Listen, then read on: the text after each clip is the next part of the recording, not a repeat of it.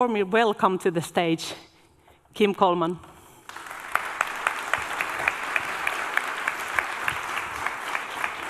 Yes, welcome. Kim's title today is Old Dog, New Tricks from the Leiden University. Yeah. And we had a discussion earlier that what Kim wants to represent here, so you want to tell about learnings and ways of working that you're going to do. Yes, yeah. Yes, and how we went about changing the organization. Yeah, yes. Yeah, that's very good. And Kim also told us that one thing that is really important in her work is that she's working for the university and she's working for an organization which has a meaning within the society. Yes. Probably you will tell something about your university and that role also, but the best thing is that she's #1 enthusiastic for the portfolio management, so I'm certain that we will see it now. So, thank you. You're welcome.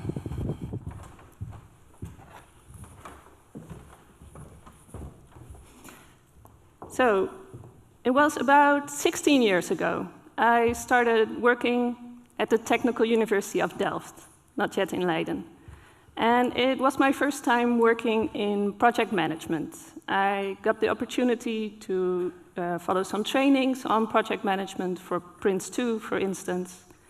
And I thought it was a very clear-cut way of working within projects. Very nice structure, and I thought this was common practice within most organizations, or within most universities at least.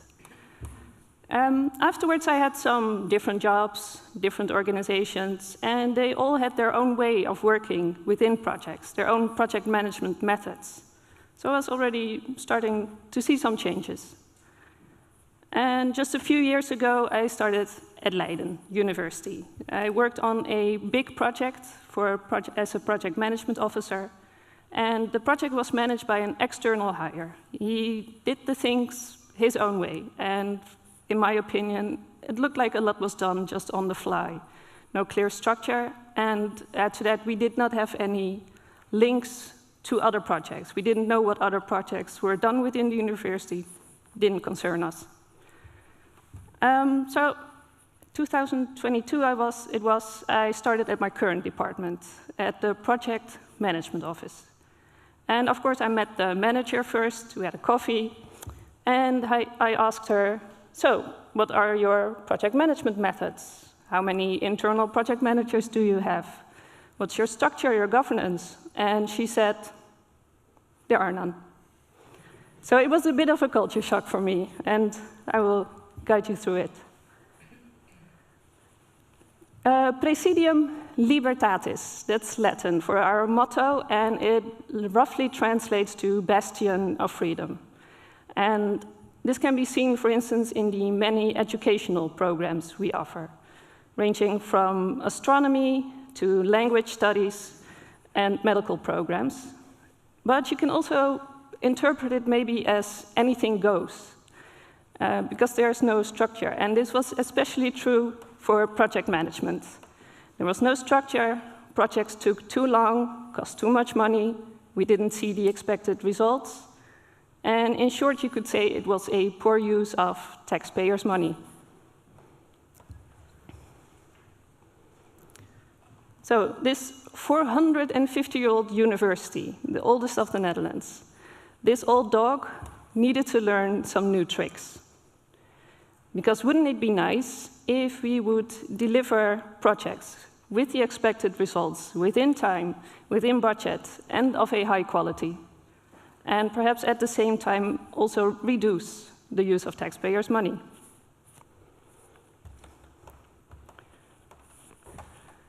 However, there was the problem that the board and the management level, the directors of the departments, did not see that there was a problem. There was no overview. They did not know what projects started, what were in progress, how and who decided what projects needed to start. We didn't know.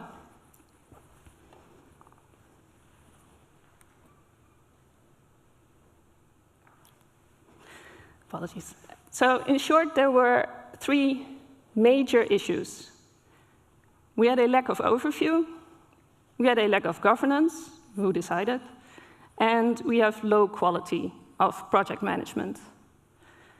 So first we needed some insights, and I think you know, as most organizations, we started with an Excel spreadsheet. But that's not really efficient. It was almost a full-time job for a trainee just to keep the Excel spreadsheet up to date with all the team members, the planning, the budget. It just wasn't working. Next to that, we thought that by hiring external project managers, we thought we could raise the quality. They have the knowledge, they have the structure, and this works temporarily, because as soon as a project is done, they leave the university. So no knowledge is retained, and we are not getting the quality that we want. And there was still no governance to speak of, because nobody looked at the whole of the projects, at the portfolio. Sure, the university board was looking at the start of some bigger projects, but they had no idea what other smaller projects were being worked on within the university.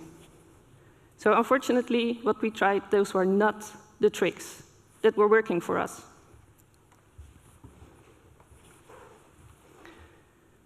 So the key to tackle these issues for us is managing the changes, managing a change in leadership, a change in culture, as well as a change in project management. And how did we go about it? Of course, we got a tool, but I will get to that. We started with the leadership, change in leadership. We set up a governance model, and we asked commitment from the university board for this governance model as well. And we start with the Department of Information Management. They gather all the ideas from the university, they make an inventory of what projects needed to start, and they provided us with the information for all the projects. And not all projects can start at the same time, so you have to prioritize them. To be able to prioritize, we set up a project portfolio board. And they look at the business cases of the project. So is it of value for the business, for the university? And the board, it consists of all the faculty deans, the directors of departments, the operations managers, all users and suppliers are represented within the portfolio board. And they have a budget each year they can divide over projects.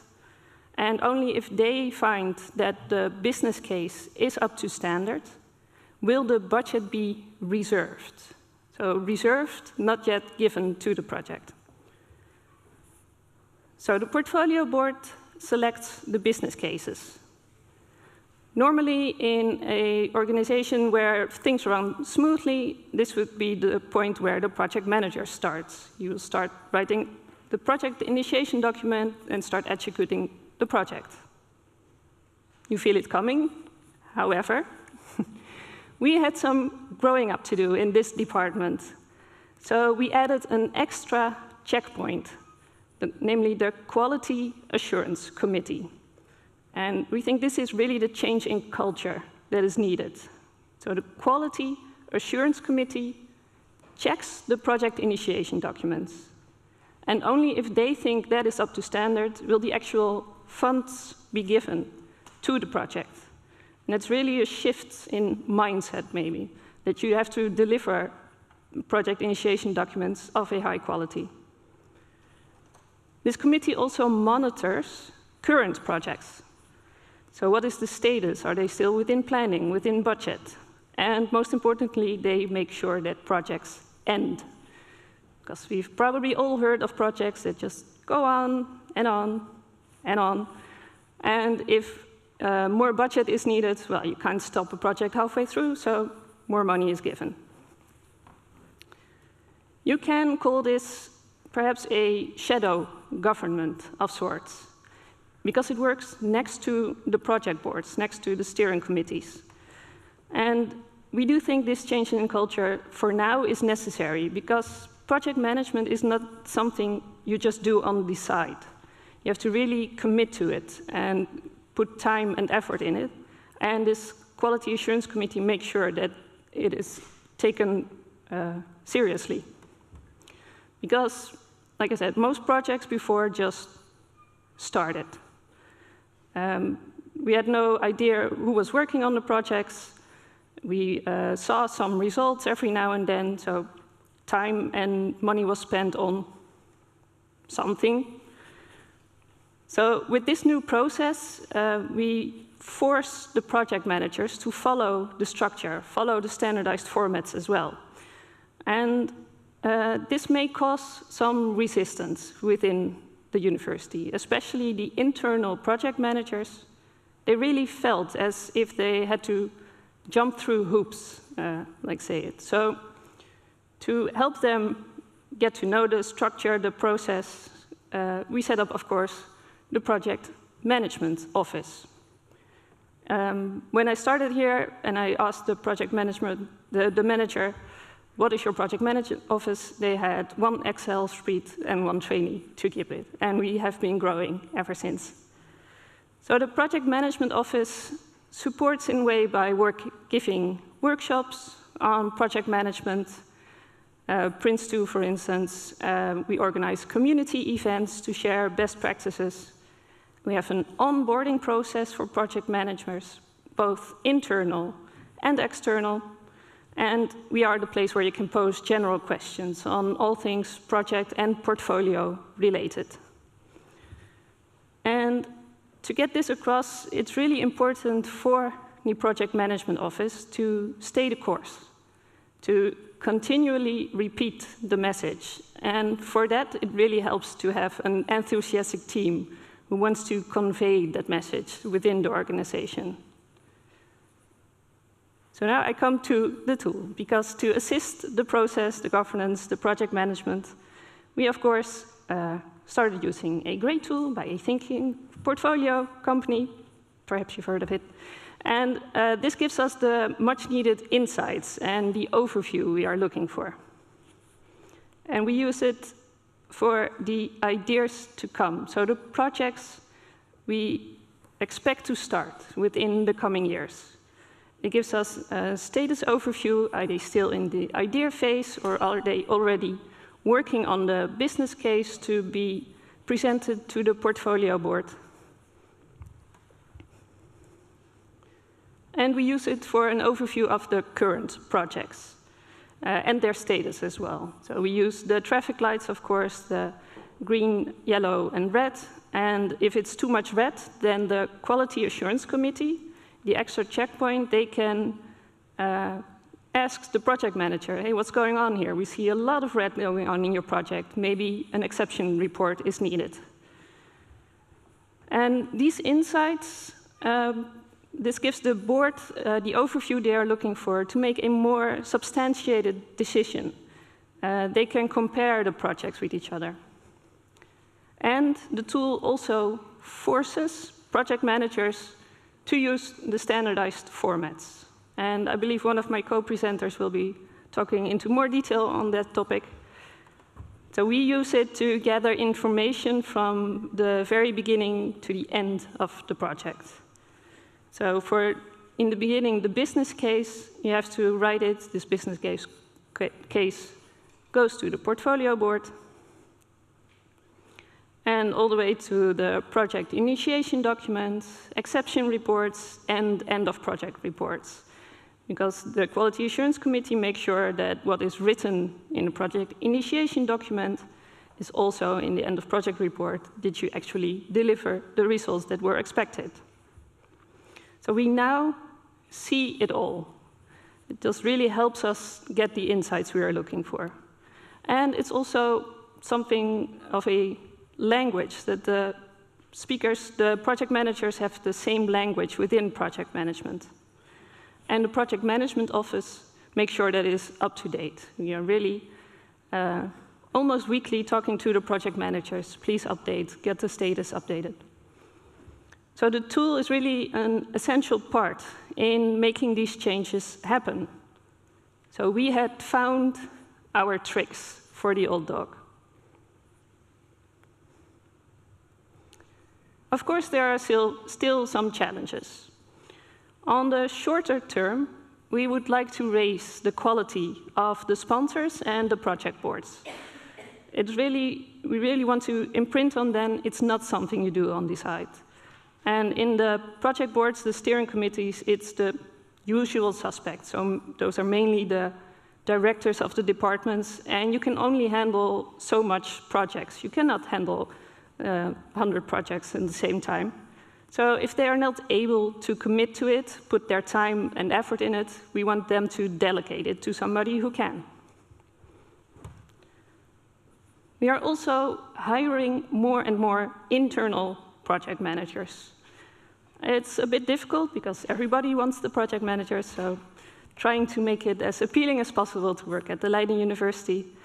And we think that by getting the internal project managers, they follow the process, the structure, the formats, and they can really be the ambassadors of our process. And by keeping them in the university, of course, the knowledge is retained, so they do not leave after the project is finished. On the more midterm, we want to get more insights into resources.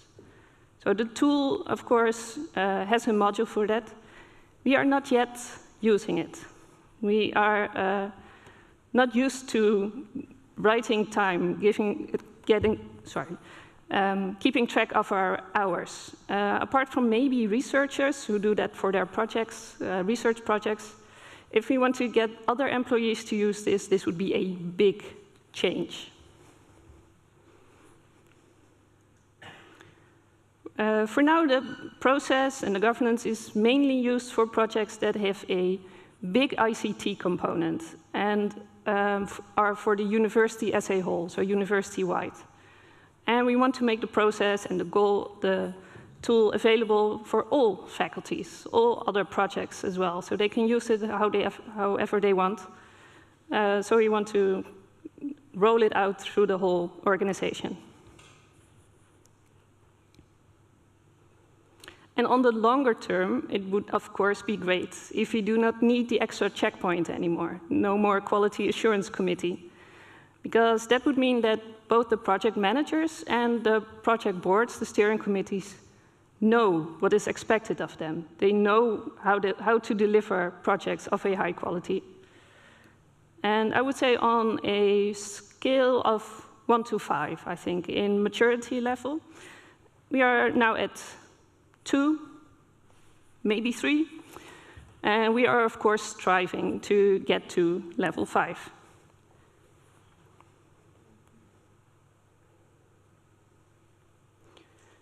So in short, we wanted to change the way of working within the 450-year-old organization. We wanted to provide better insights, so the board could make a more substantiated decision. So this was, and still is, a tough path, because you cannot change a 450-year-old university overnight. And I think our main lesson was that the biggest challenge is not the tool in itself, or implementing the tool. No, the biggest challenge is managing the changes, so managing the changes in leadership, culture, and project management. Change management really is key here, and the tool is one piece of the puzzle. So in short, we set up a new governance to make the change in leadership happen with the project portfolio board. We set up an extra checkpoint to make sure the quality of the projects, they get the mindset to deliver the quality of the projects we are looking for. And of course, we are educating the project managers through the project management office. And this is all supported by the portfolio tool to give us the much needed insights that we are looking for. And so remember my shock at the beginning. This whole process, this new governance model, the new use of the tool, has only been done in the last few years by my predecessors, by my colleagues. I really want to thank them for their hard work on this. So we are getting better. It's still a work in progress. We are getting there.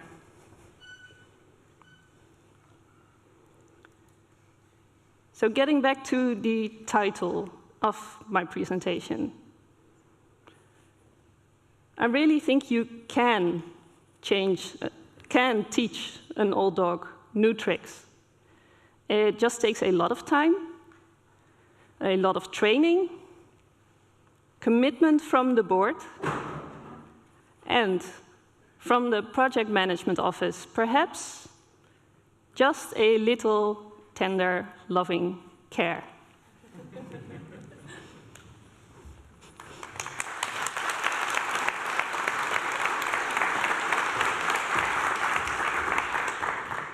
Thank you, Kim. Thank you. First, I have something for you. So before I let you ask, so be prepared with your questions. I want to thank you. And as a thank you, I will give you this book. This is How Big Things Get Done. And this book is actually shortlisted by Financial Times and The Economist as a business book of the year 23. And well, I must admit, I haven't read it totally, but I went it through quite quickly. And I must say, I will buy this also for myself. Mm-hmm. It's really interesting, and maybe I will reveal the hidden gem from this book. You can still need to read it, but one of the hidden gems is the team. Right. So it's really important, and yes. And hope you have very nice time reading it also. So much thank you. Thank you. Yes. Okay, let's go for the questions.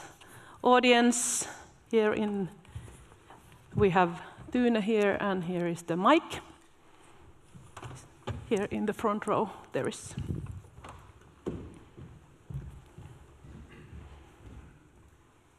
Thank you for the. Is it on? Yeah. Thank you for insightful presentation. My question is, how do you, or with what kind of methods you plan the roadmap ahead, since you have those 100 and X plus project in your roadmap ahead? How do you plan, and with what kind of visualization or whatever you communicate the road plan in your organization? Yes. So from the Department of Information Manager, we have information managers, and they go actually into the university. They go to the faculties, and we have certain contact persons there, and they ask, well, what projects are needed, do you think are needed for the coming years? And they make a list of that. They just gather all the information, and then it goes to, we have 3 different boards, so one for education, one for research, and one for the operations, and they decide, well, these are the top 10 projects we see for the coming years. And also, there are always projects that need to start. For instance, if you have to apply to compliance, those are just projects you cannot delay or cannot change. So we start them. So it's a first prioritization by the boards, and then the business cases itself, they go to the project portfolio board, and they look at the business case. Okay, thank you. Okay, here is also a question from the remote participants. What if project results can only be determined long term? Do you have a process of reviewing projects that were finished 1 or more years ago? So, yeah, excellent question. We do not. But we are looking into that, yes. So we have all the information within the tool, the end of project reports, and we want to set up a sort of process to review it after a few years. We are looking into it still, so not yet. Okay. Yeah. And then there is one more question in the audience. Thank you. Thank you for your inspiring presentation. I'm Pauli Assinen from University of Helsinki, so a little bit younger than you, your university. But I saw in your portfolio that you have programs. Yes. Who makes the decision, and at what point when you start a program? Yes. So programs are mostly the bigger programs and the projects are decided by the university board. So we have a cutoff of a certain amount of money and time that go to the portfolio board. If it's bigger than that, then the university board will have to decide. And really see the program managers really have to delegate it to the project managers. So that's based on the strategy, I think, of the university board. They make the decisions there. Yeah. And then the departments have their projects which are included in the program? Yes, so the smaller projects under the program, they can be within the faculties or departments. And for the program, we keep the overview of that. Yes. Okay, and one more question. Just to check, you don't use Thinking Portfolio for research projects? No, not yet. Okay. Yeah. Thank you. Okay, I have another question from the participants, remote participants. So an interesting change overall. How many people or what kind of group have been involved in implementing this change, and which were the main roles involved to make this change happen? So the main stakeholders to make this. Well, of course, the project management office has had a big say in this, and we have our contact persons within the faculties as well. Each faculty has an information manager, and they act as our ambassadors for this. They have the know-how from the faculties, they know what is important, and they feed us with the input on that.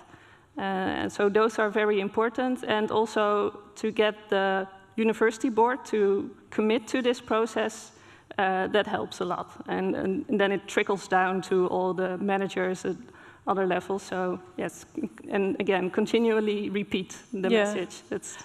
So how did you get the board to be committed to the change? How did we get... The university board. It's a bit before my time, I think. I'm not sure how they... but they did see the need to have an overview. Yeah. So like I said in the beginning, there was no clear overview of what projects needed to start. And they saw money going out, but they saw no results. So this really helped in getting them the insights that they needed. Yeah. Is there still a question in the audience here? If not, then I will ask this. There is one more question from this participant. So in all, how long has it taken to get to this level, to maturity level 2 or 3-ish? Yeah, 3-ish, yes. So we started using the tool in 2019. But of course, before that, there was already thoughts on the governance model, how to use it. And we really searched for a tool that complemented it. So I would say at least 5 to 6 years it took to get to this stage, and we are still evolving. It's still a work in progress. Yeah. It's okay. So if we once more give a big hand to Kim. Thank you, Kim.